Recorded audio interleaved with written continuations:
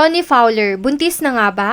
Emosyonal lang mag-inang Tony Fowler at Tyronia sa kanilang natuklasan matapos makumpirma na positive ang resulta ng pregnancy test ni Tony. Si Tony ay hindi makapaniwala na matagal pa bago siya magkakaroon ulit ng anak pagkatapos ng 12 taon. Sinabihan siya na baka dapat lang siya mag-pregnancy test dahil sa pagkakadelay ng 5 taon at maraming pasa na lumalabas sa kanyang muka. Nang makita niya ang resulta ng unang pregnancy test, hindi siya makapaniwala dahil baka ito ay isang maling alarm tulad ng dati. Kaya't nagpa siya siyang sabihin ito kina Tyronia at Ika upang mas maging malinaw kung totoo nga ba ang kanyang pagbubuntis. Lalo na at bihirang makontak ang kanyang minamahal na si Vince. Nagpaulit si Tony ng pregnancy test sa pangalawang pagkakataon kasama si Tyronia upang kumpirmahin kung tunay nga siyang buntis. Ang sumunod na resulta ay mas malinaw kung saan ang dalawang guhit sa pregnancy test ay nakikita.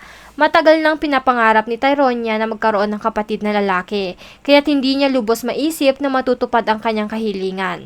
Patuloy ang luha ng kasiyahan ni Tyronia sa pagkakaroon ng kapatid na lalaki. Nang siya'y bata pa, ito ay isang maagang regalo para sa kanyang kaarawan noong Marso 26. Kahapon lamang sinabi niya sa kanyang ama na si Vince na talagang gusto niya ng kapatid na lalaki. Kaya't hindi niya maisip na ngayon matutupad ang kanyang kahilingan na magkaroon ng kapatid na lalaki. Hindi rin makapaniwala si Papi ang kanyang kaibigan. Sa simula akala niya nagbibiro lang si Tony. Ngunit nang kumpirmahin na totoo nga ang pagbubuntis ni Tony, siya ay niyakap at sinabihin na huwag istresin ang kanyang kaibigan. Siya rin ay nagpatawag na iba pang mga miyembro ng pamilyang Toro. Iniisip din ni Mama Marie na biro lang ito ng kanyang kapatid. Ngunit naipakita ni Tony ang video ng pag-iyak ni Tyronia, naniwala silang totoo nga ang pagbubuntis ni Tony. Pagkatapos malaman ng buong pamilya na buntis si Tony, sa hindi inaasahang paraan, ibinalita ni Tony ang magandang balita sa ama ng kanyang pinagbubuntis na anak. Binigyan niya ito ng kanilang larong sapatos at ibinigay ang hamon na pipiliin niya ang mga sapatos na bibilhin ni Tony. At iyon ang gagawin ni Tony sa loob lamang ng 5 minuto. Habang naghihintay si Vince sa stockroom, si Tony ay nagbibigay ng malaking pasabog tungkol sa kanyang pagbubuntis. Nung buksan ni Vince ang kahon ng mga sapatos na pinili ni Tony para sa kanya, mga sapatos ng sanggol pala ang laman nito na pumalit sa sapatos ni Vince. Nagulat si Vince nang makita niya ang mga sumunod na resulta dahil ito ay isang pregnancy test na may mga positibong resulta. Bigla siyang nawala ng imahinasyon, hindi niya lubos maisip ang mga pangyayari at nagsimula siyang maging emosyonal at napayakap ng mahigpit kay Tony. Labis ang saya ng reaksyon ni Vince dahil sa wakas, matapos ang ilang pagsubok at mga pag-uusap, away at pressure na magkaroon ng anak, sila ay nabiyayaan na rin. Samantala, nag-aalala ang mga netizen sa pagbubuntis umano ni Tony dahil kay Paye.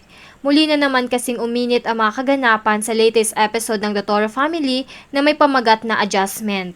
Dahil sa mga maiinit umano na pagtagpo ni Paye at Tony dahil ito ay nagdudulot umano ng malaking stress na bawal sa mga nagbubuntis. Sa latest episode kasi ay binasag ni Tony ang mga iPhone ni Paye sa kadahilanan na hawak-hawak nito ang cellphone habang natutulog at nakabukas pa at naka-on pa sa TikTok live nito. Pinagsabihan umano nila ito ngunit tila hindi ito pinapakinggan at inulit pa ang pangyayari kaya naman dito ay nagsimula ang galit ni Tony at binasag ang kanyang cellphone sa harap nito. Dahil dito sa sandamakmak na netizen ang nag-alala sa kalagayan ni Tony dahil nasa unang stage pa lang ito ng kanyang pregnancy. Hindi daw kasi maganda ang maging stressful lalo na sa 3 buwan na pagbubuntis. Kaya naman may mga nagsasabi na umalis na lang dapat si Paye sa poder nila Tony habang ito ay nagbubuntis at bumalik na lang pag nanganak na ito.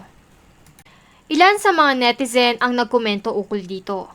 Paye, iwas mo na sa pagpapastress kay Mami Oni kasi masama yan sa buntis. Di mo kasi alam kasi hindi ikaw ang mawawalan. Kaya sana mag-adjust ka. Iwasan mo ang pag-attitude mo kapag nandiyan si Mami Oni. Palipasin mo muna ng 9 na buwan o para makaiwas ka sa stress kay Mami Oni, pwede ka sa ate papi mo muna.